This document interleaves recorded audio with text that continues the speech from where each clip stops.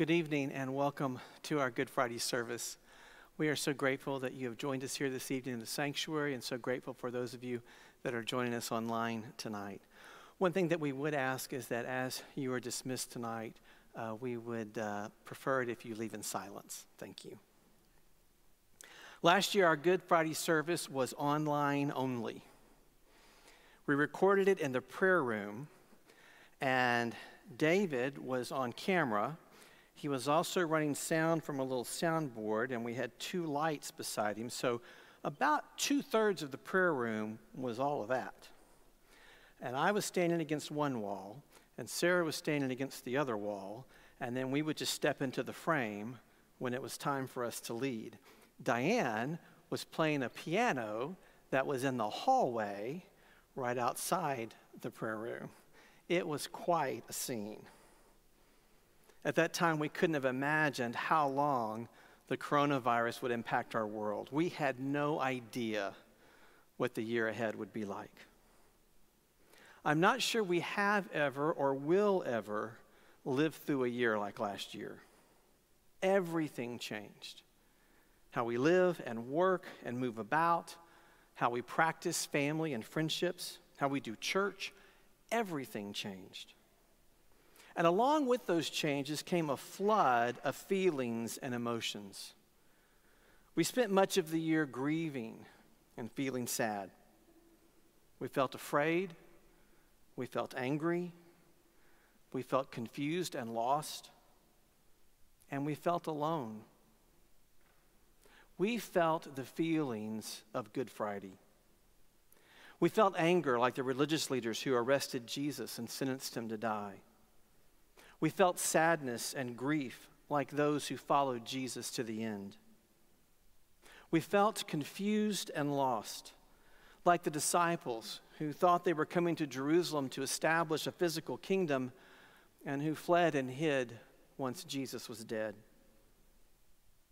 We felt alone, like Jesus, before Herod, before Pilate, on the cross.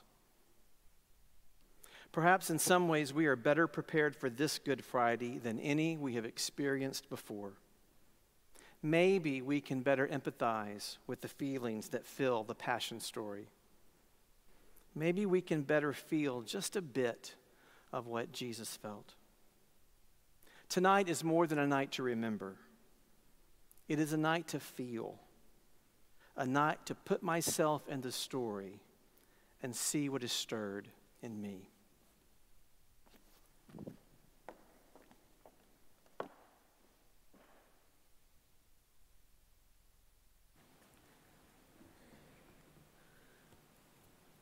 Our litany of confession this evening comes from themes from Dietrich Bonhoeffer's Letters and Papers from Prison. Would you stand and join me in our litany of confession? We can truly share only in a limited measure in the suffering of others. We are not Christ, but if we want to be Christians, it means that we are to take part in Christ's greatness of heart, in the responsible action that in freedom seizes the hour and faces the danger, and in the true sympathy that springs forth not from fear, but from Christ's freeing and redeeming love for all who suffer. Inactive waiting and dully looking on are not Christian responses. Christians are called to action and sympathy not through their own first-hand experiences, but by the immediate experience of others whose sake Christ suffered. It is infinitely easier to suffer in obedience to a human command than in the freedom of one's very own responsible action.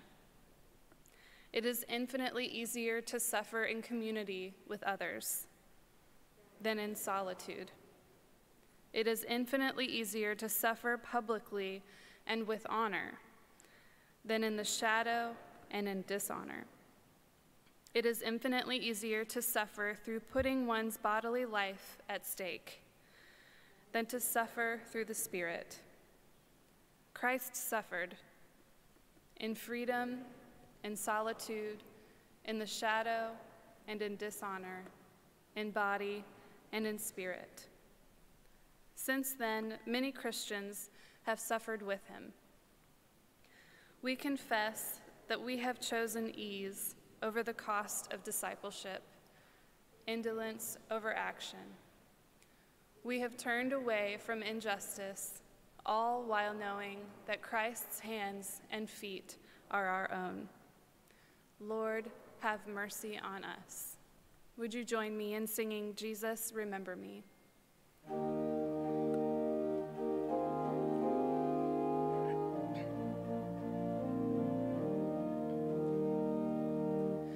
Jesus, remember me when you come into your kingdom. Jesus, remember me when you come into your kingdom. Jesus, remember me when you come into your kingdom. Jesus, remember me when you come into your kingdom. Jesus, remember me when you come into your kingdom. Jesus, remember me when you come into your kingdom. Please be seated.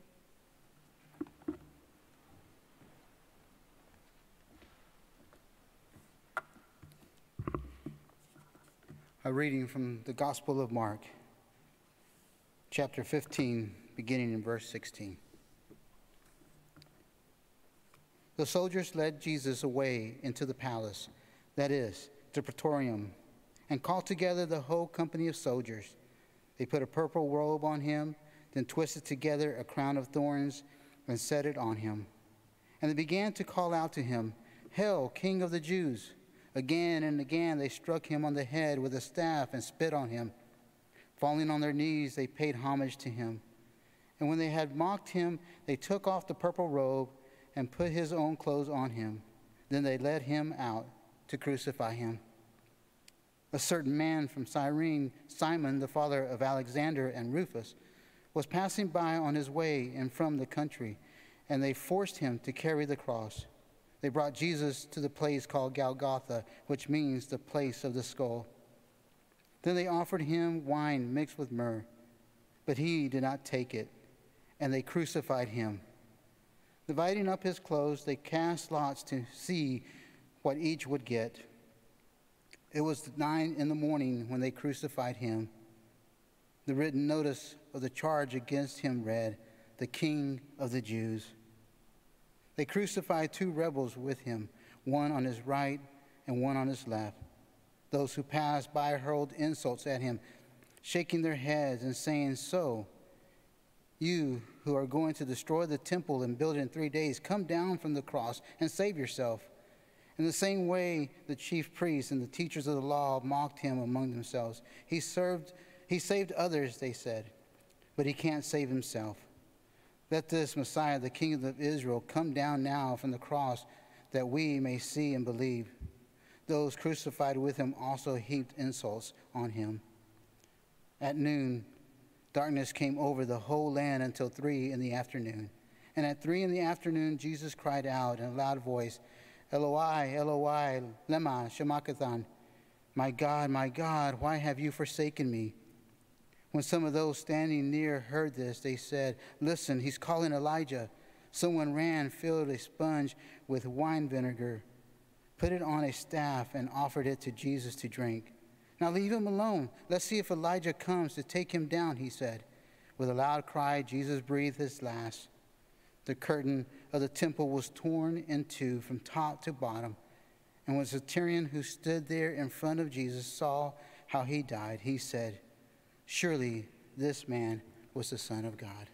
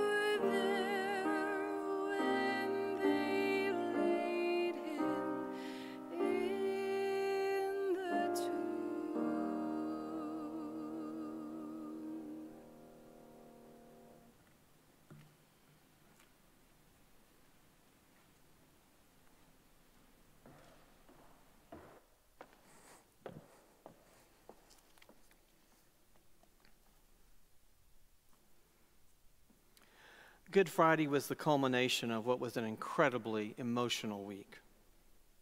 The exuberance and joy of the crowd as Jesus entered Jerusalem after he had raised Lazarus from the dead. The anger Jesus felt, seeing the temple turned into a marketplace where people were being cheated, a den of robbers, Jesus called it. There was also the anger of the religious leaders as Jesus turned the tables over and drove people out. There was the compassion Jesus felt toward the sick and blind and lame that he healed that week. The love Jesus showed to his disciples at the Last Supper. The anguish and fear that filled Jesus as he prayed in the garden. The misery of Peter denying knowing Jesus 3 times. All kinds of emotions from all kinds of people. But 2 people stand out for me as I consider Good Friday this year. One is the Roman centurion who was assigned to guard and escort Jesus to the place he would be crucified. It's likely this man didn't know who Jesus was and didn't know all the fuss that was being made about him that week in Jerusalem. And even if he did, I don't think he cared. He was just doing his job, fulfilling his assignment like any good soldier would. He might have been one of the few people who felt no strong emotion at all regarding Jesus that week, at least not until the very end. So what was it that finally got his attention?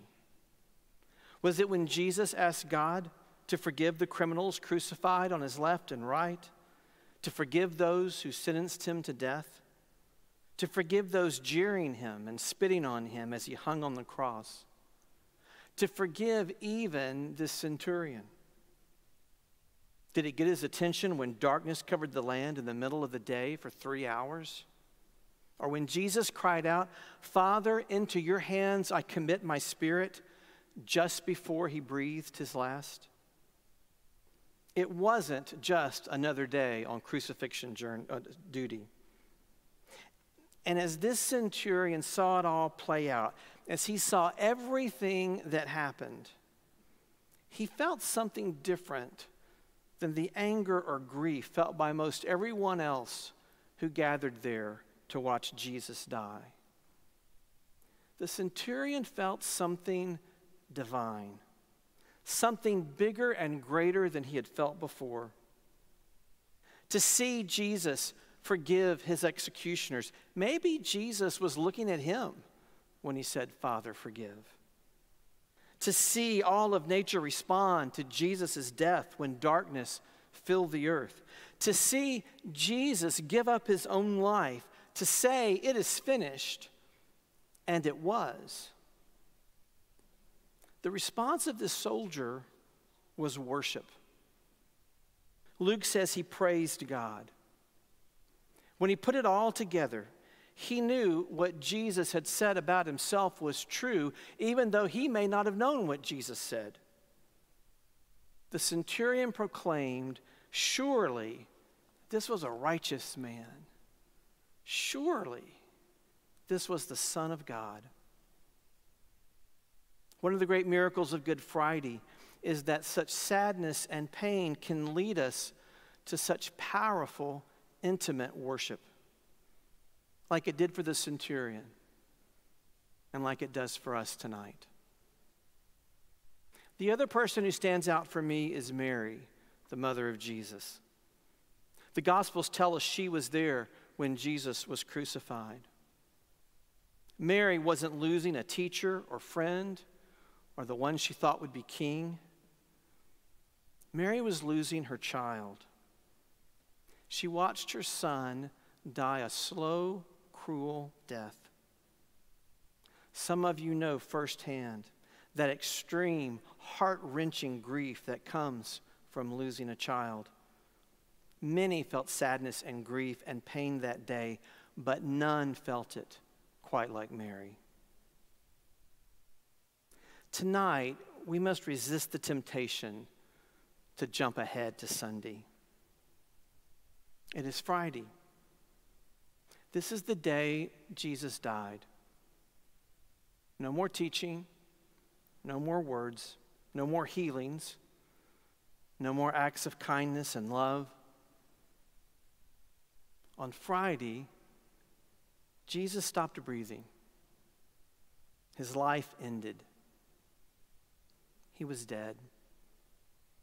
Tonight is a night of grief and sadness. Tonight, I remember the death Jesus died for you and for me. We remember and feel because it is Friday. It is Friday. And the tears he shed and the pain he felt was not for himself, but for those he loved most, for you and for me.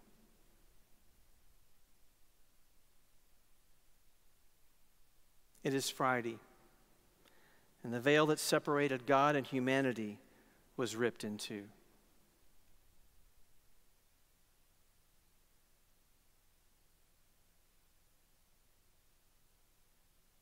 It is Friday, and he begged for the forgiveness of those who caused him such agony and suffering.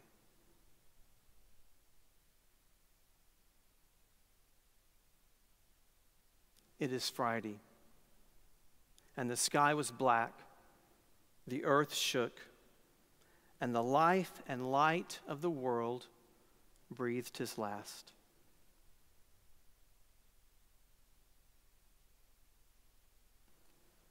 It is Friday, and those who knew him and loved him best abandoned him in his time of greatest need.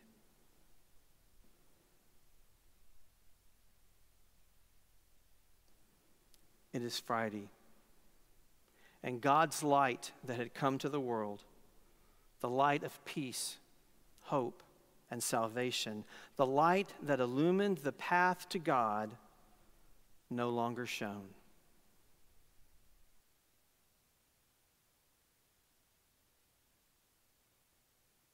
It is Friday, and the disciples fled into the darkness.